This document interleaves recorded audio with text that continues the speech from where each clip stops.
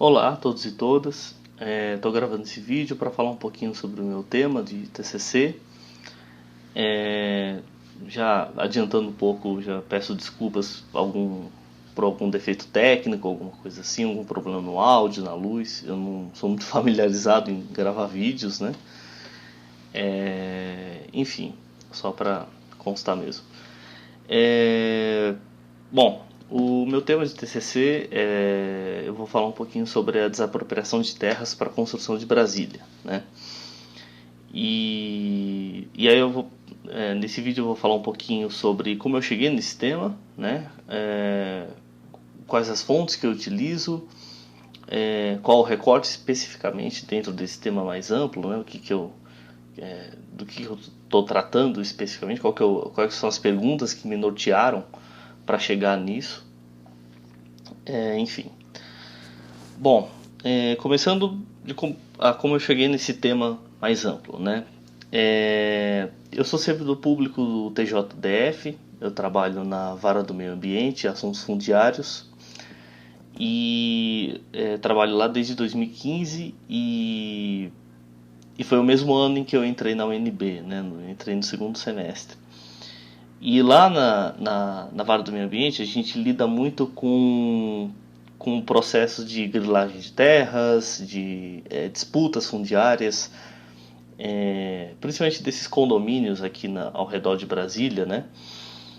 E esses condomínios têm muito problema com questão de documentação, regularização fundiária, né, tal. Alguns de vocês devem saber, se vocês moram nessas regiões, enfim, devem saber também. E a gente lida com tudo isso e eu comecei a me deparar com alguns documentos, alguns processos antigos, documentos do século XIX, registros paroquiais, esse tipo de coisa, e que me chamou muita atenção, né? Me chamou bastante atenção de, assim, o que havia aqui em Brasília, aqui nessa região, né?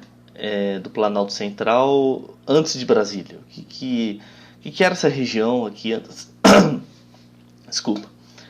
Antes da inauguração da capital, né? Então, isso foi uma curiosidade que começou a me tomar conta, assim, e eu entrei em contato com o professor Kellerson, que hoje é meu orientador.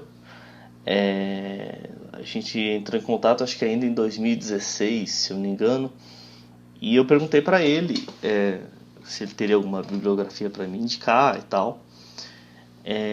Ele me indicou alguns livros. O primeiro que ele me indicou, na verdade, foi um livro chamado História da Terra e do Homem no Planalto Central. Aliás, eu estou com ele aqui. Deixa eu ver se eu acho ele aqui.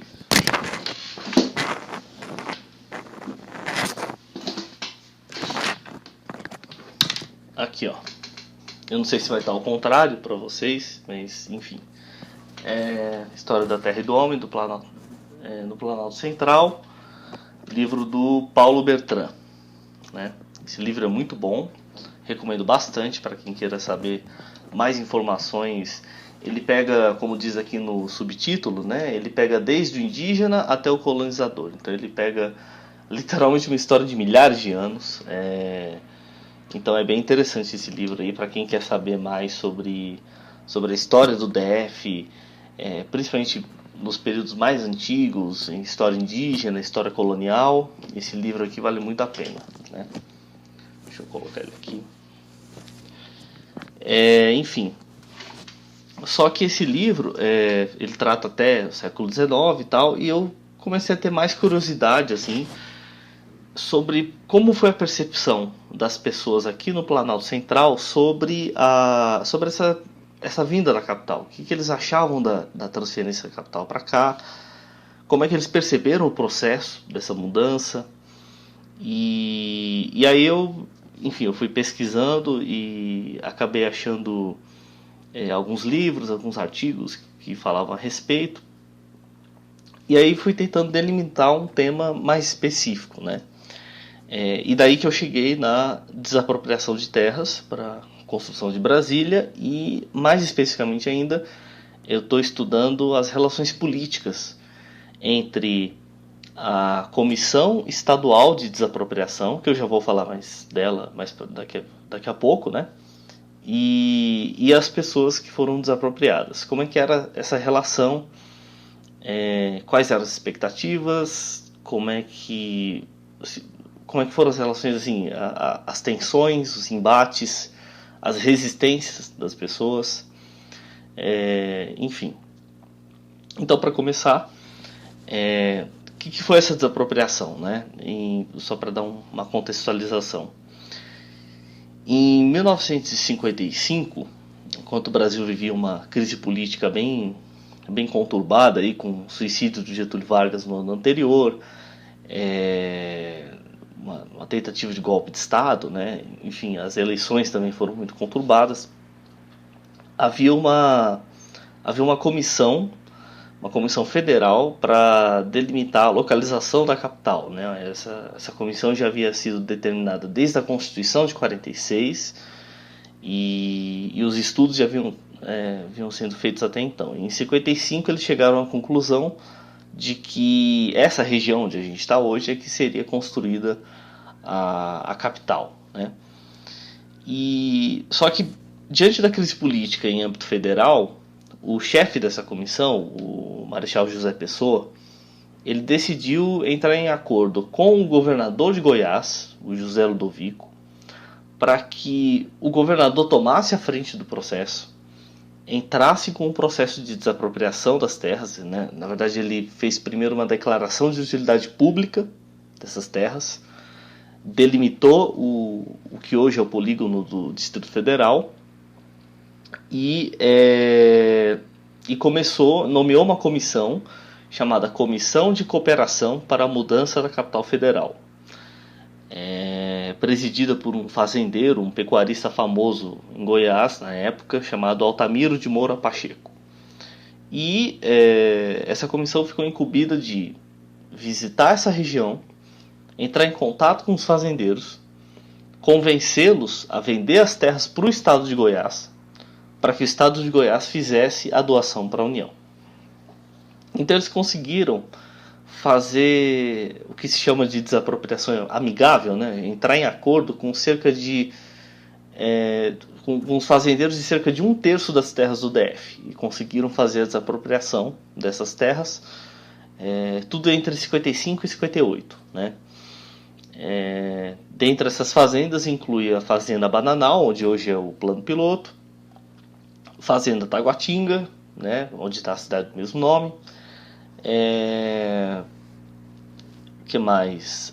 Fazenda Guariroba, onde hoje é mais ou menos a Ceilândia, o bairro da Guariroba, lá na Ceilândia também, Sobradinho, Pipiripau, ali na região de Planaltina, enfim, várias outras fazendas, né?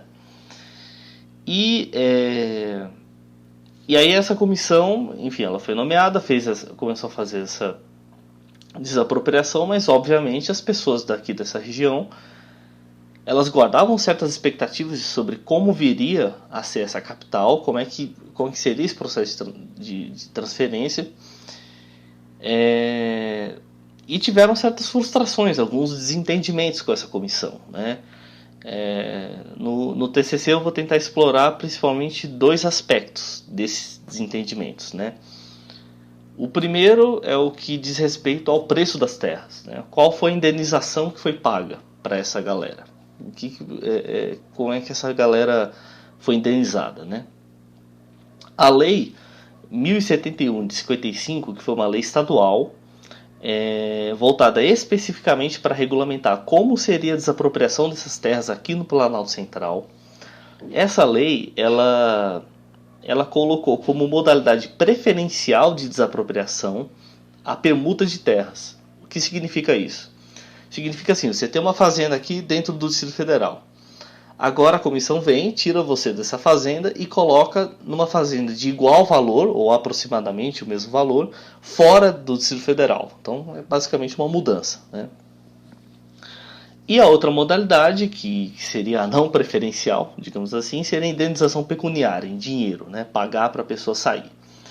Esse pagamento, ele foi na base de 800 cruzeiros, moeda da época, né?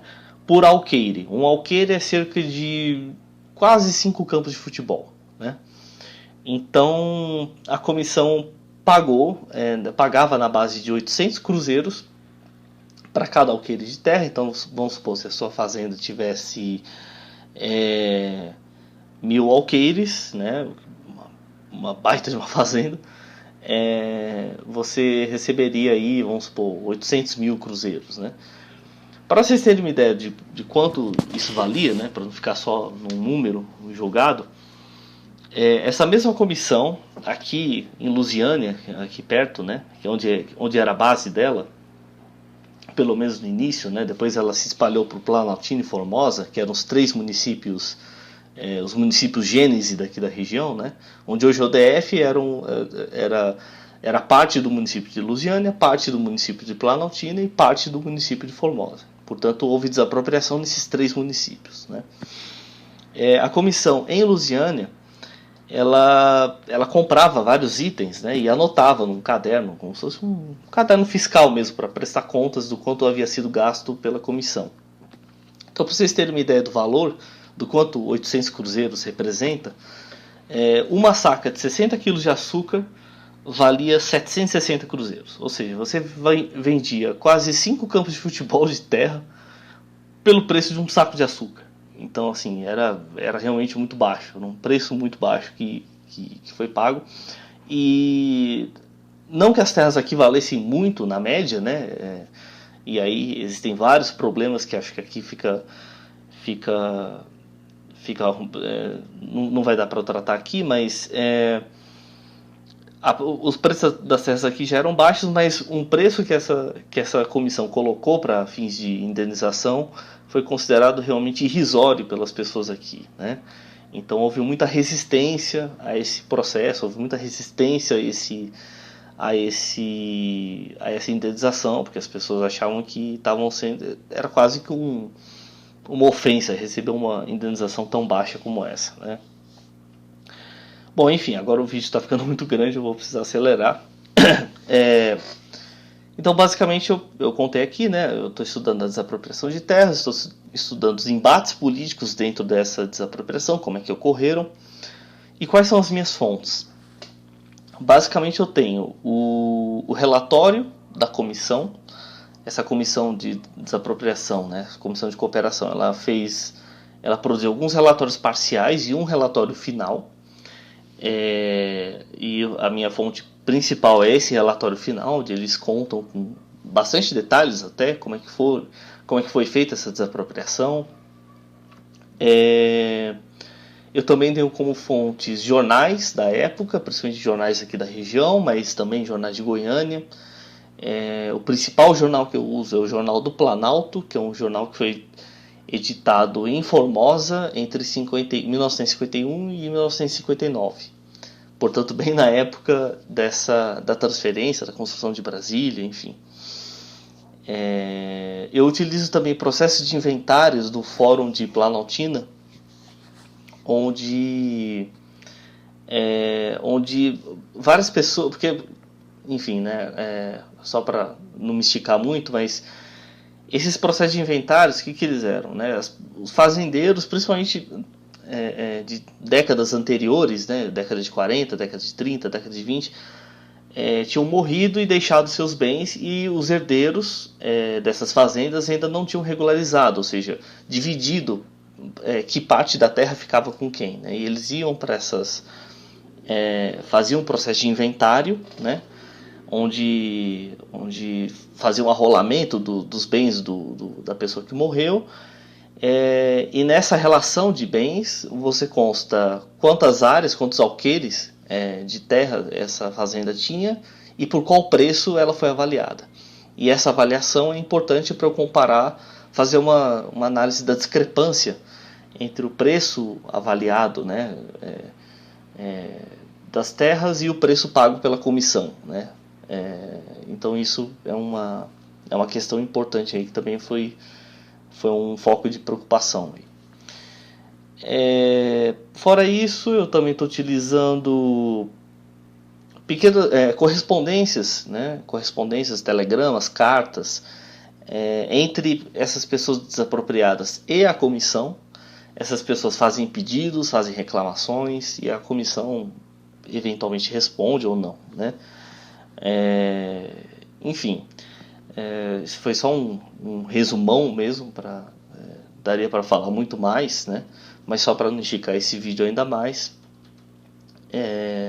Espero que eu tenha esclarecido o que foi esse processo esclarecido um pouco, né?